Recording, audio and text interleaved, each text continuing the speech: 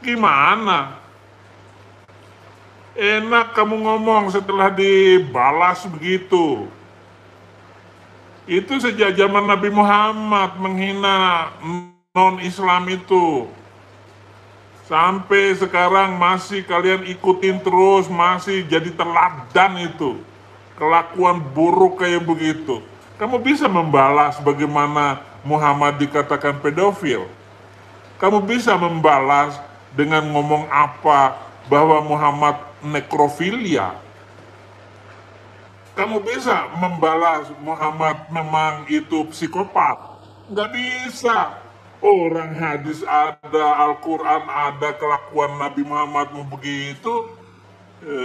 Jangan lupa klik tombol subscribe dan bagikan videonya agar bila mana ada video baru akan ternotif. Satu subscriber sangat berarti. Terima kasih.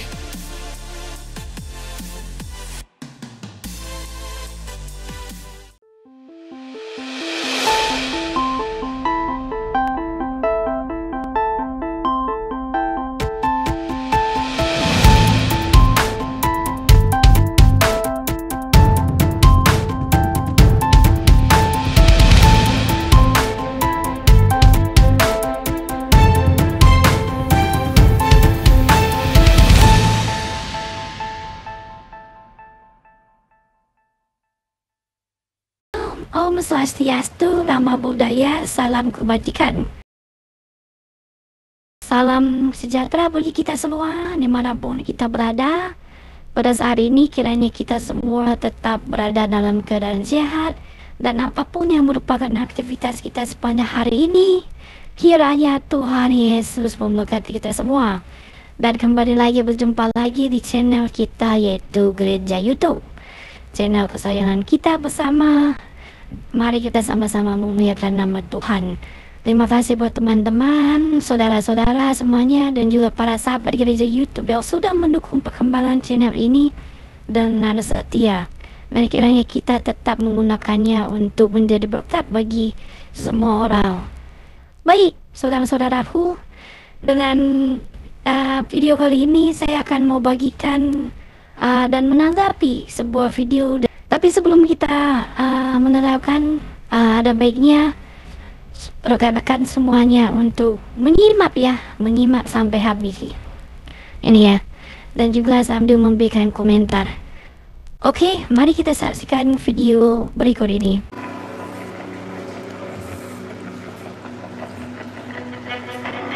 Ini akun Nabi Sunnah Kucluk. Nggak bisa dijawab.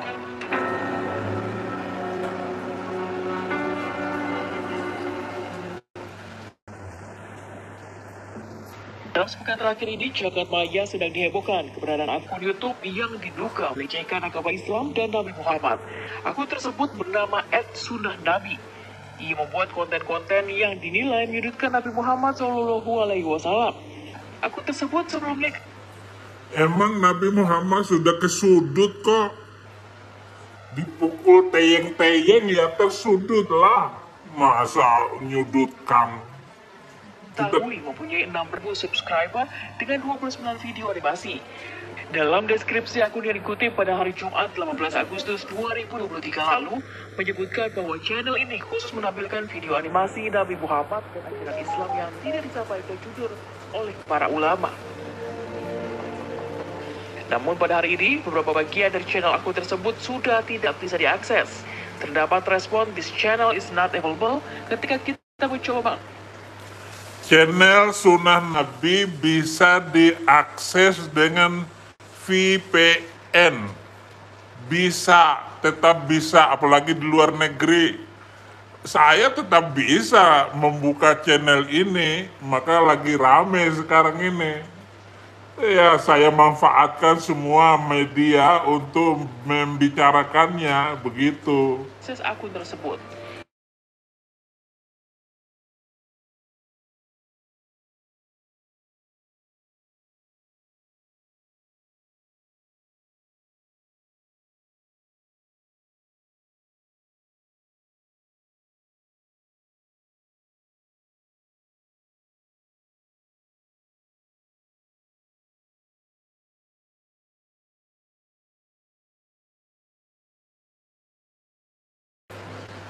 Waalaikumsalam warahmatullahi wabarakatuh. Selamat siang, gimana kabar Mas? Sehat-sehat? Sehat, Alhamdulillah Pak. Pak, mungkin langsung saja, ini kita mau lihat respon dari Majelis Ulama Indonesia atas akun @sunnahnabi ini yang membuat konten soal Nabi Muhammad dan juga Islam. Apa kemudian respon dari MUI? Yang pertama tentu kita menyayangkan ya atas produksi dan juga penyebaran konten yang bermuatan kebencian terhadap agama, apalagi kepada tokoh yang dihormati dan juga disucikan dalam konteks agama Islam. Dan momentumnya saya kira juga di tengah keinginan kita bersama untuk terus merajut kebersamaan di tengah keragaman dan juga perbedaan. Nah, kalau mau merajut kebersamaan, jangan menghina Kristen, jangan membakar gereja, jangan mengganggu orang ibadah. Jadi kalau nggak mau dicubit, jangan mencubit. Kamu harus tahu kenapa saya sampai begini ini. Gara-gara lu pade MUI, Majelis Umat Iblis. Gimana? Enak kamu ngomong setelah dibalas begitu. Itu sejak zaman Nabi Muhammad menghina non-Islam itu. Sampai sekarang masih kalian ikutin terus, masih jadi teladan itu. Kelakuan buruk kayak begitu. Kamu bisa membalas bagaimana Muhammad dikatakan pedofil. Kamu bisa membalas dengan ngomong apa bahwa Muhammad nekrofilia. Kamu bisa membalas Muhammad memang itu psikopat. Nggak bisa. Orang hadis ada, Al-Quran ada, kelakuan Nabi Muhammad mau begitu. Udahlah, bubar aja tuh agamamu. Pertama dengan video konten penghinaan dan juga pelecehan agama tersebut, MUI tentu menyayangkan dan juga mengecam keras. Langkah pertama kita berharap aparat penegak hukum dan juga pihak yang memang memiliki kompetensi di bidang pencegahan untuk men-takedown sehingga konten tersebut tidak menyebar luas di tengah masyarakat. Kemudian yang kedua, maka yang sudah sempat melihat untuk tidak terprovokasi. Jangan-jangan video tersebut justru diproduksi dan atau diedarkan untuk kepentingan memprovokasi dan juga kepentingan mengoyak bersamaan kita sesama warga bangsa. Kemudian yang ketiga tentu kita berharap ada mekanisme penjeraan agar kasus-kasus seperti ini tidak terus berulang kan. Dengan cara apa? Cara yang pertama tentu di samping soal takedown, kemudian tidak memberikan ruang akses publik terhadap peredaran materi yang sangat buruk, baik dari sisi konten maupun dari sisi dampaknya. Juga penegakan hukum melakukan pelacakan, dan saya yakin aparat penegak hukum memiliki kemampuan dengan sumber daya yang dimiliki untuk mencegah dan juga melakukan penanganan yang cepat dan juga tepat ya. Salah satu fungsi hukum adalah menjamin ketertiban sosial dan juga untuk kepentingan penjeraan agar orang yang memiliki itikat buruk di dalam konteks ini tidak diberikan ruang. Saya kira itu.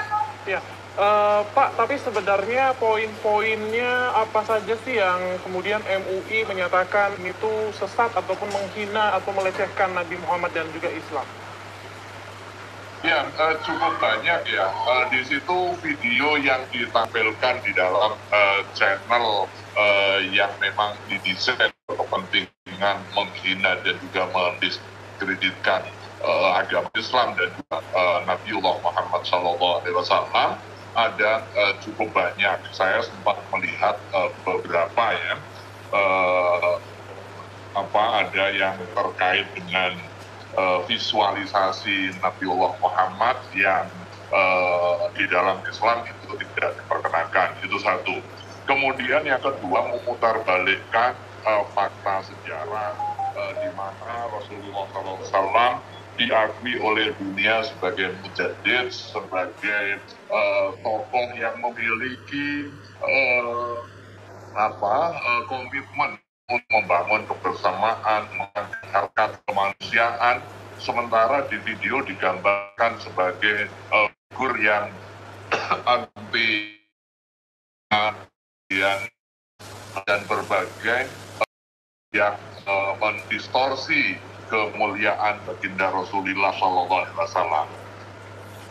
Begini, saya tanya kamu ya, majelis umat kacau. Ada nggak Nabi yang mengajarkan kelakuan semacam itu? Membunuh manusia lain karena beda agama, ada nggak? Agama macam apa yang begitu, saudara? Mau kamu teruskan di Indonesia? Ini kamu, tapi kelakuan umat kamu yang di bawah sana itu nggak punya moral sama sekali. Ya maaf saya ngomong begini, kok berlanjur tiap tahun gereja dibakar? Ajarin dong umatmu itu, kasih tahu dong, apaan begitu?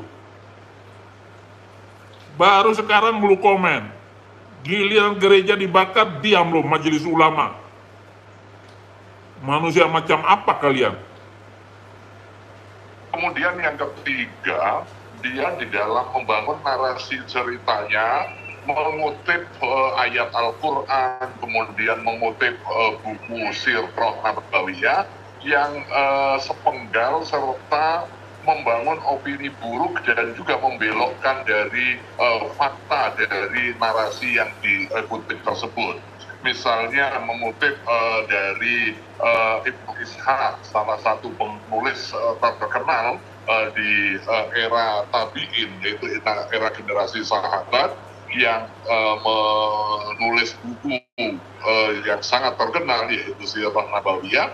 Dia mengutip secara salah dan mengambil angle yang seolah-olah menunjukkan karakter Nabi yang divisualisasi secara tidak baik.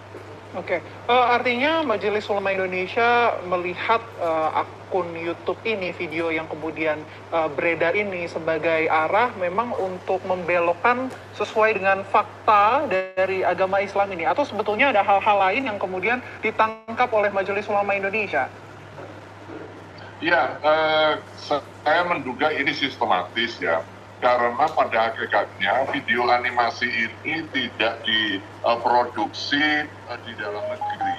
Karena di dalam pelacakan kami di Majelis Ulama Indonesia dan juga informasi yang kami peroleh dalam proses konsolidasi, itu video sudah diproduksi di luar negeri, tetapi kemudian diolah ulang dengan narasi seolah-olah itu adalah produksi dari Indonesia, dilengkapi dengan dubbing bahasa, kemudian referensi buku-buku misalnya karya Imam At-Tabari, kemudian karya Ibnu Ishaq, dan juga terjemahan Al-Quran yang ayat-ayatnya benar tetapi didudukkan dalam konteks yang salah serta penafsiran yang salah sehingga bisa berdampak pada penyesatan opini publik. Walau demikian, sebenarnya masyarakat Muslim yang awam sekalipun itu tidak tersesatkan ya, tidak mislead dari apa yang digambarkan dari video ini. Yang menjadi masalah adalah soal kesengajaan di dalam membangun narasi kebencian atas dasar agama. Ini bahaya, sehingga aparat harus segera melakukan langkah-langkah preventif dan juga preventif, jangan sampai kemudian berdampak pada. Iya, boleh saja kamu ngomong tidak berdampak kepada walaupun orang bawah umur, bawah pengetahuan rendah, tetapi kalau diulang-ulang ini akan menjadi cerita lucu bagi umat Islam bangsa Indonesia bahwa nabinya itu memang seperti itu. Dan video-videonya ini untuk saya kira sangat mendukung segala pernyataan saya, segala khutbah-khutbah saya selama ini. Jadi saya terima kasih kepada channel Sunnah Nabi sudah mendukung pelayanan saya yang sampai sekarang lari ke Amerika, tinggal di Amerika, dan itu adalah kabar baik buat pemenangan jiwa-jiwa di Indonesia. Kamu boleh saja ngomong, orang-orang awam sekalipun tidak terpengaruh, itu kan omongan kamu. Silakan ngomong kayak begitu, bela diri. Saya pokoknya senang gitu aja. Keresahan sosial yang jika tidak ditangani secara terukur, secara cepat dan juga tepat, berdampak kepada kohesi sosial di tengah masyarakat yang sudah baik ini. Ya. Informasinya juga Pak, ada hadis-hadis palsu ya Pak ya, dalam konten-konten dari akun Sunnah Nabi itu ya? Tidak ada hadis palsu yang dikutip, yang ditulis di dalam channel Sunnah Nabi. Lu jangan sok pinter ya, itu semua menggunakan sunnah-sunnah, hadis-hadis yang tepat. Nggak usah provokasi ya. Ini TV apa sih ini? Oh, TV One. Jangan kamu provokasi seolah-olah kamu lebih pintar ya. Lu itu sebagai penyiar ya, kamu pakai jilbab dulu dong. Kalau menurut Al-Quran, nggak boleh kamu ngomentarin begini kepada majelis ulama. Rasain loh. Ya, sangat banyak masalah kalau diurai dari sisi kontennya ya. Tetapi kita tidak perlu membudgetin satu-satu terkait dengan konten yang bermasalah tersebut. Totalitas video itu juga bermasalah. Motivasi orang yang mengupload, mengunggah, memproduksi, dan juga mengedarkan itu juga bermasalah. Maka jangan ngomong motivasi ya. Tidak ada asap tanpa api. Dan sumbernya itu adalah Al-Quran, terutama 300 ayat yang menjadi malapetaka bangsa-bangsa. Yang saya minta kepada majelis ulama untuk menghapuskan 300 ayat Al-Quran itu. Dengarkan baik-baik majelis. Betapa jahatnya cara berpikir kalian itu. Ya maaf sajalah. Ya tapi ini balasan yang terbaik untuk mengungkapkan betapa Islam itu bermasalah.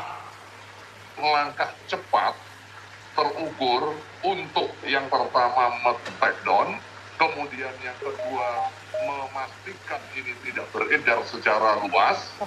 Kemudian yang ketiga adalah melakukan penegakan hukum dengan pelacakan, penangkapan, dan juga penanganan serta menyampaikan ke publik bahwa tindakan yang seperti dilakukan oleh akun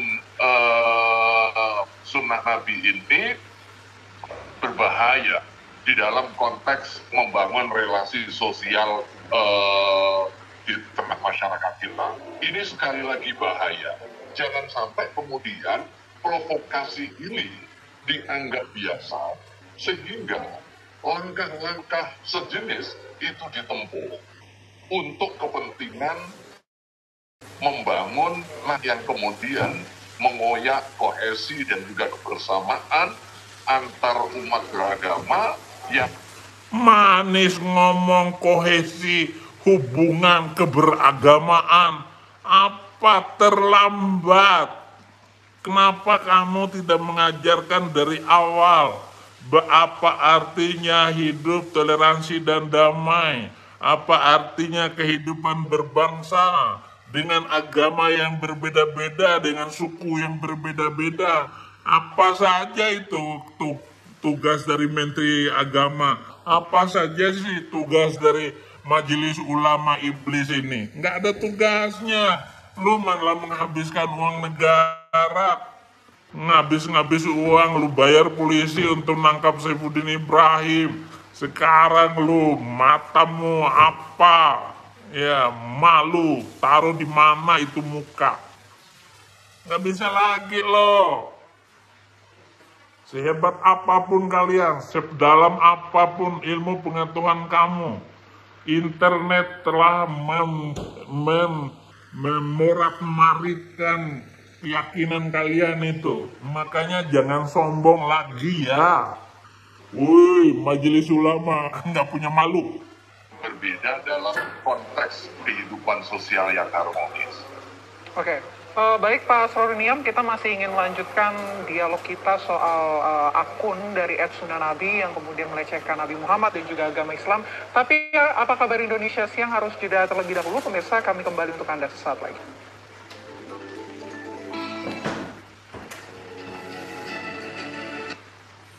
Akun channel Sunnah Nabi ini sudah luar biasa. Saya sangat bergembira sekali. Bahkan saya nyanyi surah haleluya, haleluya, ku menang, haleluya, dia bangkit, haleluya, dia naik, Rohul Kudus turun. Akan banyak orang Islam masuk Kristen gara-gara lu ributin. Hei, Televisi One, TV One, hei Majelis Ulama, ramekan terus, ramekan. Saya akan tambah ramekan, karena saya punya penonton ini 300.000 orang. 60% penonton saya semua Muslim. Jadi terima kasih ya TV One sudah memviralkan channel Sunnah Nabi.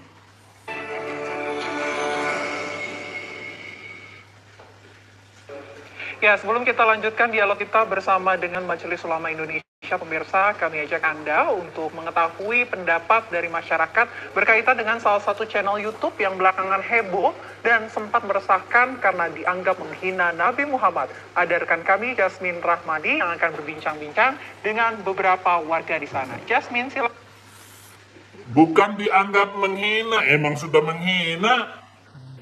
Itu channel itu sengaja dibuat untuk membuka borok apa yang tidak diajarkan selama ini.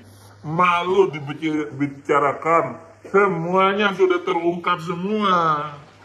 Jadi kalau Saifuddin Ibrahim 2017 sudah ditangkap, masuk penjara, kemudian menulis buku-buku, kemudian berkhutbah, seminar, KKR di mana-mana, itu bahannya sebagiannya, separuhnya itu cerita tentang gombal-gambul Nabi itu, Mbak, ya. Jadi saya berterima kasih bahwa saya tidak berbohong. Jadi begitu. Oke, silakan. Ya, selamat siang Vena, Putri, dan juga pemirsa. Sebuah channel YouTube bernama Sunnah Nabi akhir-akhir ini cukup meresahkan masyarakat karena dinilai menghina agama Islam dan juga menghina Nabi Muhammad SAW.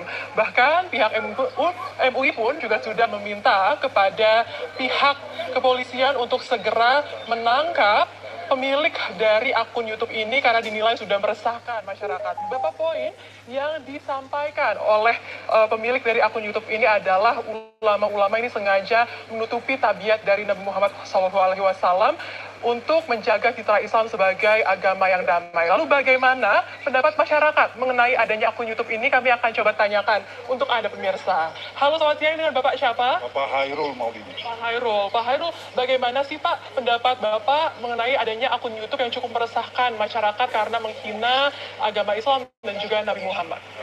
Terima kasih. Kalau menurut saya, apapun yang namanya menghina, walaupun bukannya berkaitan dengan agama ataupun keyakinan dari seseorang, itu ya perlu dilakukan tindakan ya. Dan kita semuanya sudah ada aturannya, sudah ada undang-undangnya. Kalau melanggar ya diproses supaya tidak membuat jadi resah masyarakat. Sebenarnya kalau misalnya masyarakat itu resah, bisa timbul konflik antar masyarakat seperti gitu. Jadi masyarakat dengan masyarakat bisa terpicu untuk terjadinya hal yang tidak baik. Artinya ini harus diproses melalui jalur hukum, begitu ya Pak? Oh ya, kan ya sesuai dengan hukumnya, kita semuanya udah ada aturannya. Ya, misalnya baik aturan mengenai undang-undang tentang elektronik ya, tayangan elektronik, ataupun undang-undang mengenai penghinaan, penistaan agama, itu udah ada.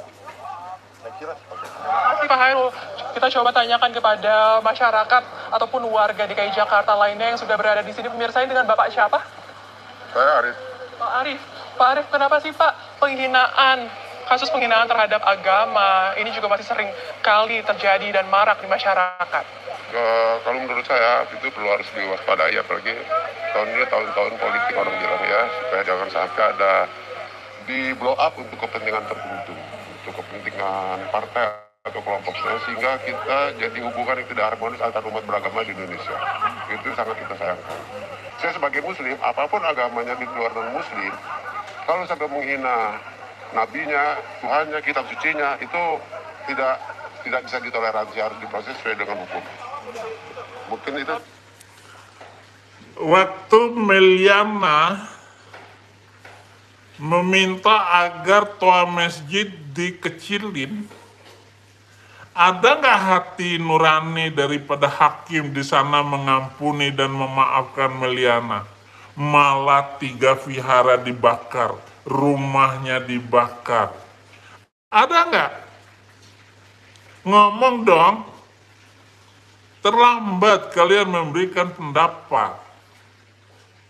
Pemerintah ini juga pemerintah yang sia-sia di dalam melakukan kegiatan dan mengajar rakyatnya agar mampu toleransi dan damai. Tetapi apa yang terjadi?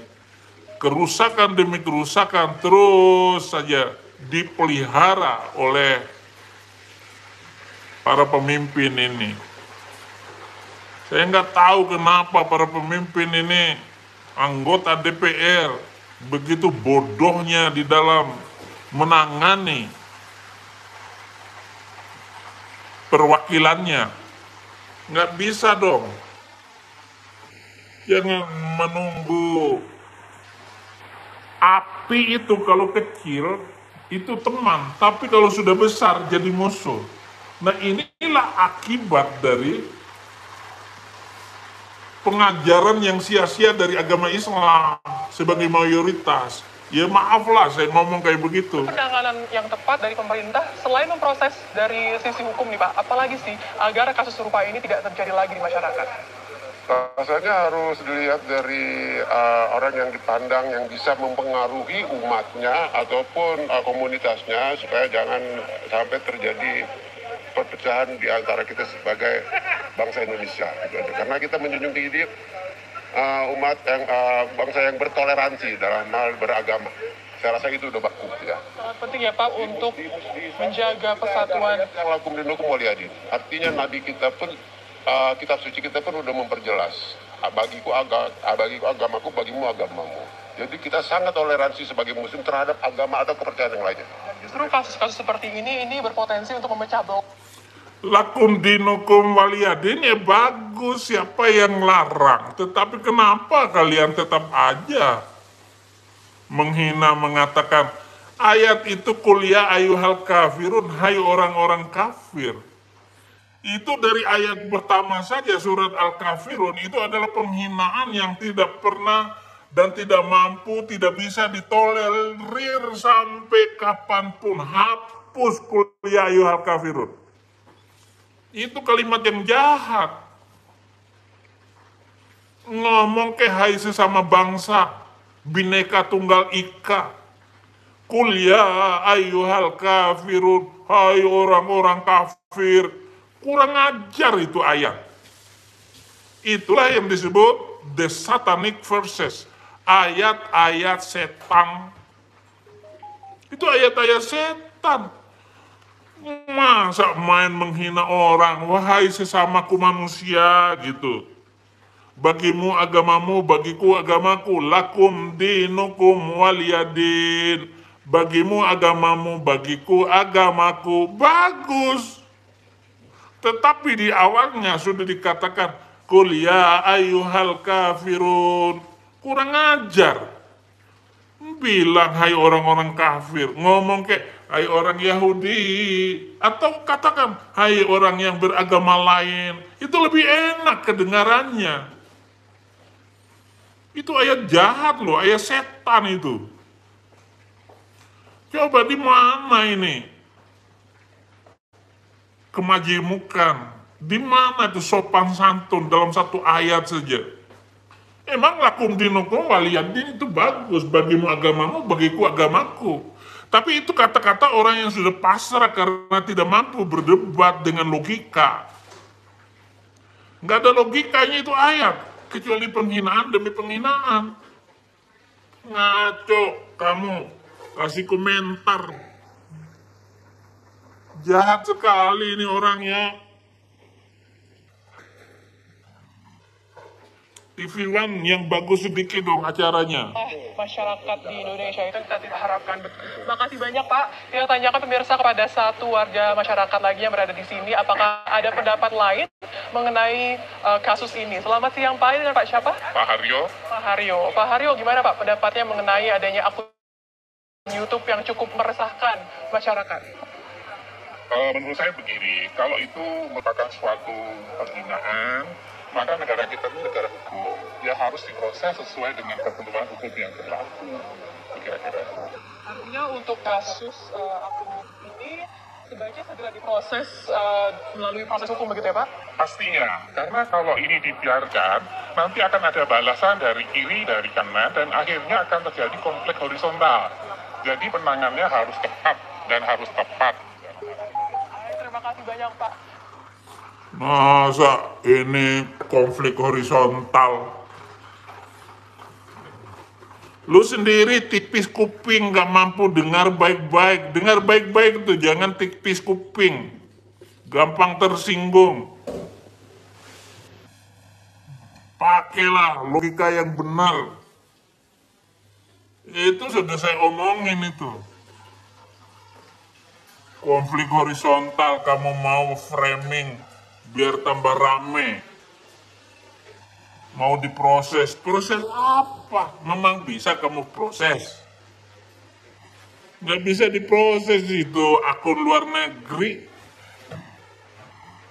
Nggak mungkin itu YouTube mau menghapus akun begitu saja. Di take down kayak apa? Satu YouTube nanti dibunyikan lagi, disebutkan lagi, habis waktu kalian. Ya, terima kasih semuanya ya.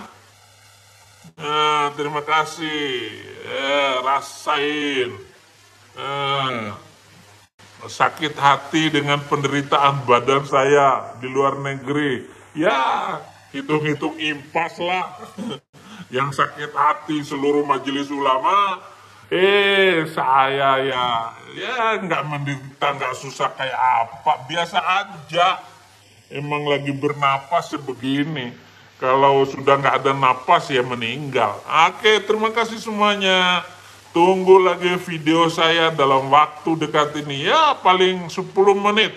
10 menit saya akan live lagi. Saya akan bongkar gombal gambul ajaran Arab. Tuhan Yesus memberkati. Oke, itulah tadi teman-teman. Tuliskan komentar kalian tentang video ini.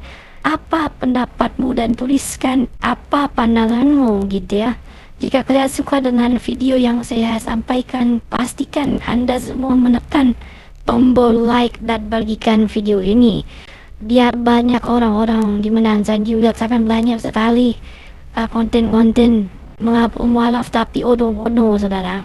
Gitu. Jadi kalian harus lihat, teguhkan gitu hati kalian untuk bagikan ini. Kemarin saya dengar, sedih saya jujur, melihat ada satu teman saya yang ketika kita bertemu di reunian, dia mengatakan bahwa dia mualaf gitu ya.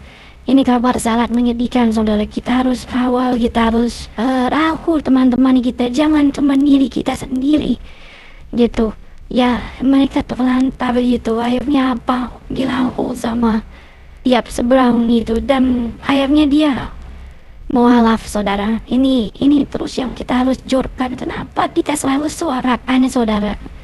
Karena kita prihatin, saudara. Prihatin mereka itu kurang pemahaman, dan akhirnya ya karena tidak mau membuka diri, saudara. Itu yang saya tanggap. Saya bilang sama dia ketika dia bilang, bro, gue udah mualaf gitu, sis gue udah mualaf gitu. Dan saya jelaskan sama beliau kenapa gitu sampai sebegitunya, dan dia bilang, apa, kita orang Kristen tidak mau membuka diri gitu, hanya bisa tertutup gitu. Sedangkan pelajaran itu harus diajarkan, edukasi itu harus disampaikan.